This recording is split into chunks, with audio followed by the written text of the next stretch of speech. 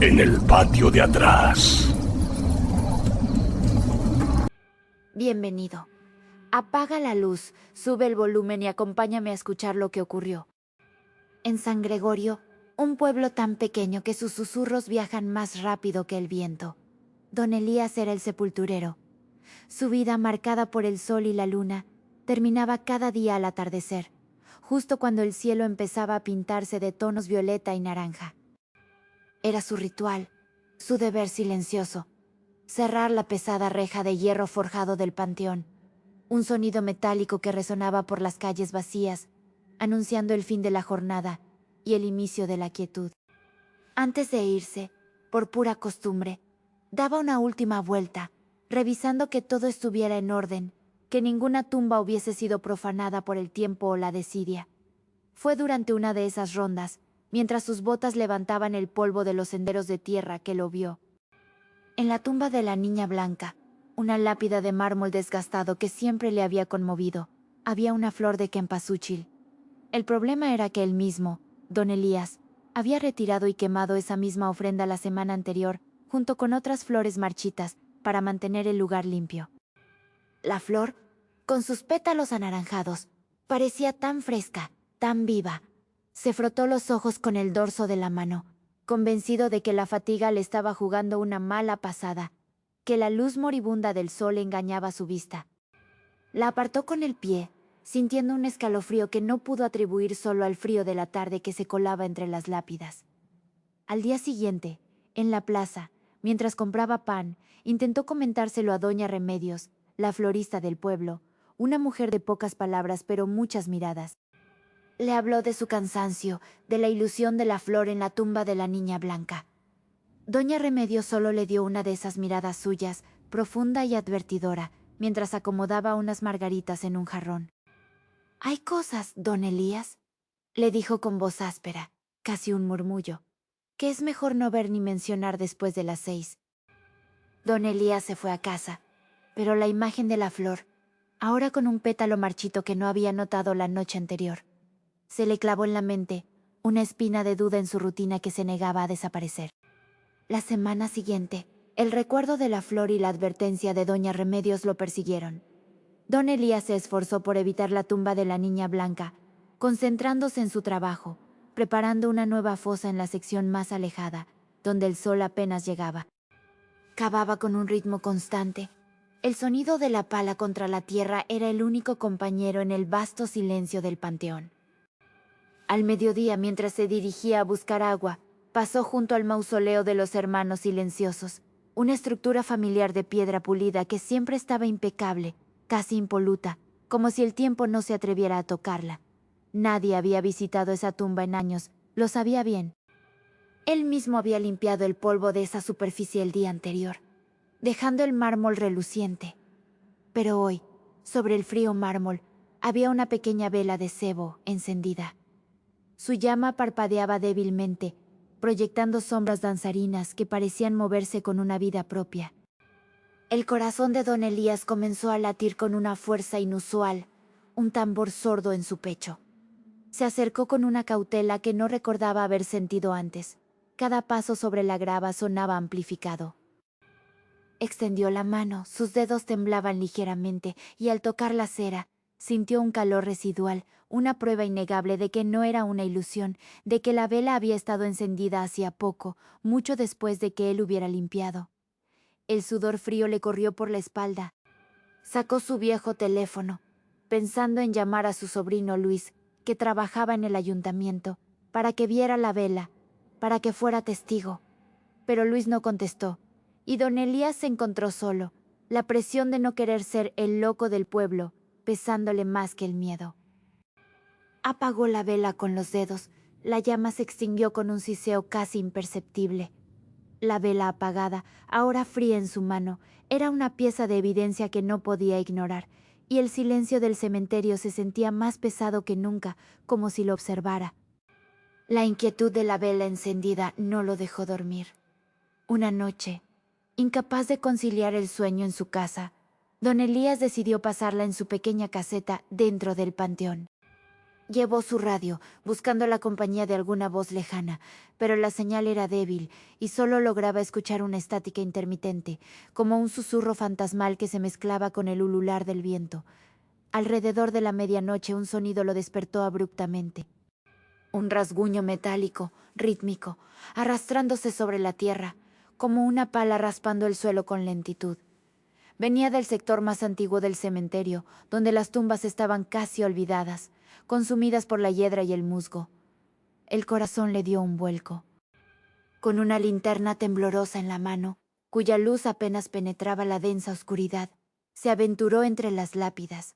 El aire se volvió gélido, un frío que calaba hasta los huesos, y el sonido se detuvo abruptamente, como si la fuente supiera que él se acercaba. Caminó despacio, sus botas crujiendo sobre la grava. Cada sombra parecía cobrar vida. Finalmente, llegó a una tumba sin nombre, solo una cruz de madera carcomida que apenas se mantenía en pie. Y allí, clavada en la tierra recién removida, había una pala pequeña, una pala de juguete, con restos de lodo fresco adheridos a su hoja de metal. No era suya, ni de nadie que conociera en el pueblo. Era una pala de niño, un objeto totalmente fuera de lugar en ese cementerio de adultos y olvido. Al tomarla sintió una punzada de dolor agudo en la palma de su mano, como si algo lo hubiera arañado. Retiró la mano de golpe mirándola a la luz débil de la linterna. Una pequeña línea roja, como un arañazo fino, marcaba su piel. La pala de juguete, un objeto totalmente fuera de lugar y con una extraña marca en su mango, era una prueba tangible que no podía ser ignorada. Y el dolor en su mano era real, innegable, una señal de que algo más allá de la fatiga estaba ocurriendo. Don Elías llevó la pala de juguete a su casa, la guardó en el cobertizo, intentando encontrar una explicación lógica, una broma de mal gusto, un niño extraviado. Pero cada noche, el mismo rasguño metálico, sutil pero persistente, provenía del cobertizo, como si la pala, o lo que fuera que la movía, se negara a estar en silencio. Una mañana, al regresar al cementerio, notó algo que le heló la sangre. La tumba sin nombre donde había encontrado la pala ahora tenía una pequeña flor de cempasúchil, idéntica a la que había visto, y retirado, de la tumba de la niña blanca. La flor era fresca, vibrante, desafiando toda lógica. Intentó documentar esto con su viejo teléfono, pero las fotos salían borrosas, con extrañas distorsiones, como si la cámara se negara a capturar la verdad, como si el propio aire se retorciera para ocultar la evidencia. Los días se convirtieron en un ciclo de observación y negación. Un día, mientras trabajaba en una nueva fosa, sintió una ráfaga de aire helado pasar junto a él, tan fría que le erizó los cabellos de la nuca. Se giró de golpe, esperando ver algo, pero no había nadie. Sin embargo, su propia pala de trabajo, la que había dejado a su lado hacía apenas un minuto, estaba ahora clavada verticalmente en la tierra, a varios metros de distancia, como si alguien la hubiera lanzado con fuerza y precisión. El incidente lo dejó temblando, el sudor frío empapaba su camisa. Al intentar contárselo a doña Remedios, ella lo miró con una compasión que él sintió como una burla, sugiriendo que quizás el trabajo lo está agotando. Don Elías debería descansar un poco. Su voz, aunque suave, solo aumentó su sensación de aislamiento, de que estaba solo en esto. La pala clavada, un objeto inerte que se movió por sí solo, era una advertencia silenciosa de que algo en el cementerio estaba jugando con su mente y su seguridad, y que la realidad, tal como la conocía, comenzaba a desmoronarse. Las noches de don Elías se poblaron de pesadillas recurrentes. Veía lápidas moverse, susurrar su nombre con voces huecas, y se despertaba con la extraña y nauseabunda sensación de tener tierra en la boca, una sequedad que ningún vaso de agua podía calmar. Una mañana, mientras se afeitaba frente a su espejo empañado, descubrió una pequeña mancha de tierra seca y rojiza incrustada bajo una de sus uñas, a pesar de haberse lavado las manos meticulosamente la noche anterior. La tierra parecía haber brotado de su propia piel. Al llegar al panteón, el corazón le dio un vuelco. La puerta principal, que él había cerrado con llave y cadena la noche anterior, estaba ligeramente abierta. La pesada cadena de hierro colgaba rota, sin signos de forcejeo, como si se hubiera desintegrado por sí sola. Dentro el silencio era ensordecedor, un silencio que no era paz, sino una ausencia opresiva. Caminó lentamente, sus pasos resonando en el vacío.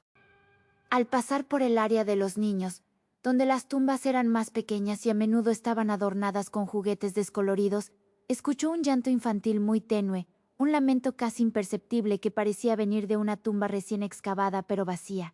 Su sangre se heló. Corrió hacia el sonido, tropezando entre las pequeñas lápidas, pero el llanto cesó abruptamente cuando él se acercó, dejando solo el eco de su propio aliento agitado. Al examinar la fosa, encontró un pequeño zapato de bebé, de lona blanca, manchado de lodo fresco. No estaba allí antes, de eso estaba seguro.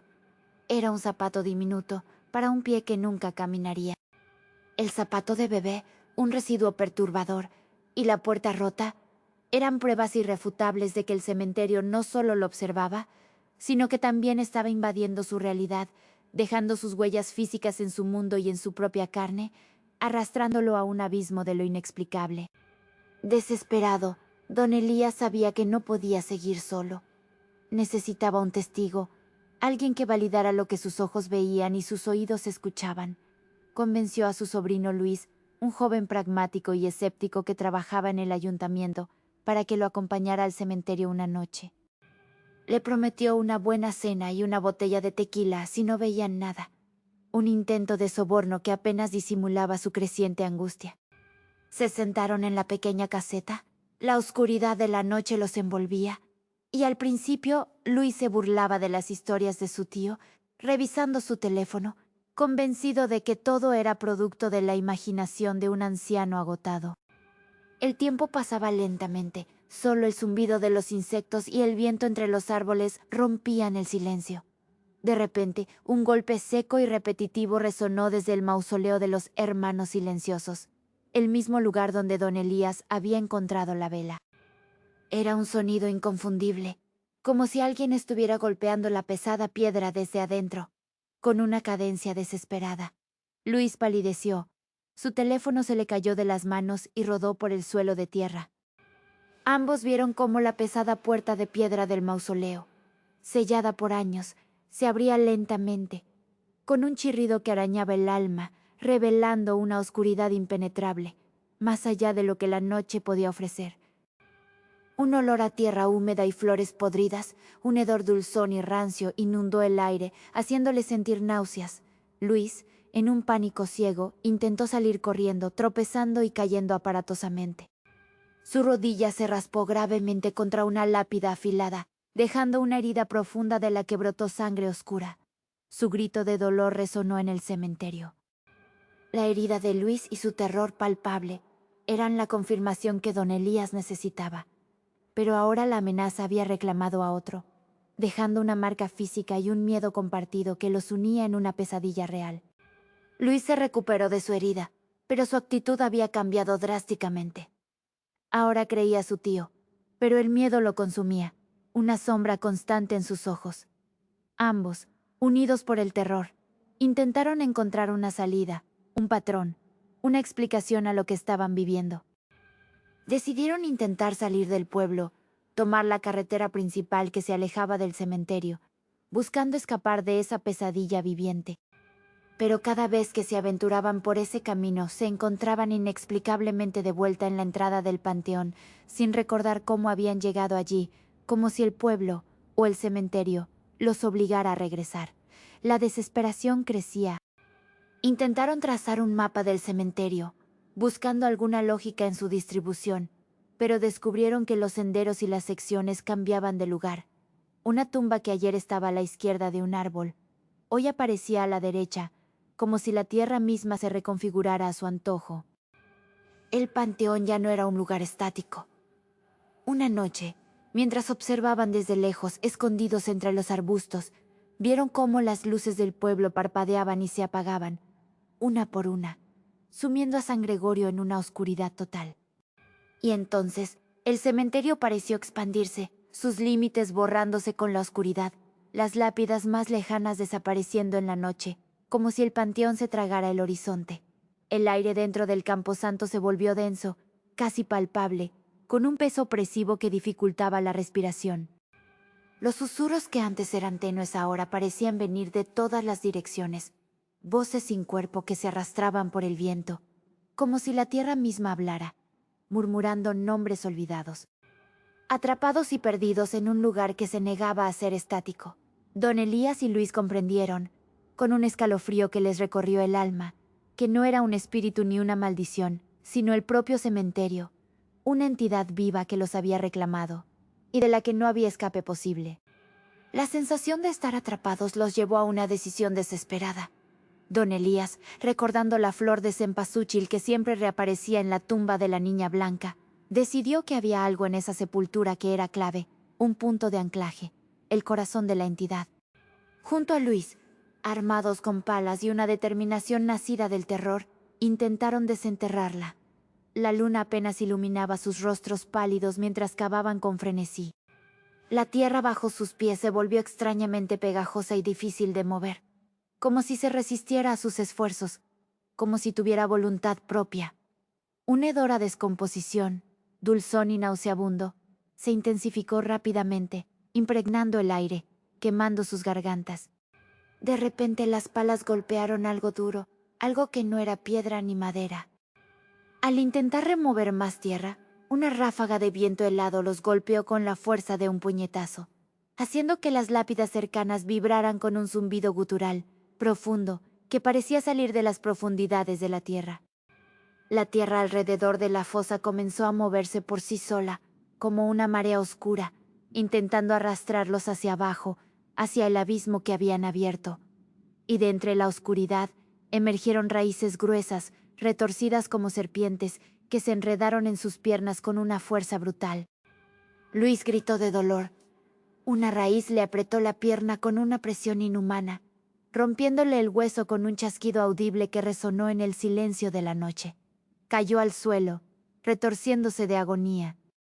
Don Elías, golpeado por otra raíz, perdió el equilibrio y cayó de cabeza contra una lápida cercana, sintiendo un dolor agudo y punzante antes de que la oscuridad lo reclamara, perdiendo el conocimiento. El cementerio había respondido con violencia, dejando a Luis gravemente herido y a don Elías inconsciente, una prueba brutal de su poder y su voluntad inquebrantable de defenderse de cualquier intrusión, de cualquier intento de desentrañar sus secretos.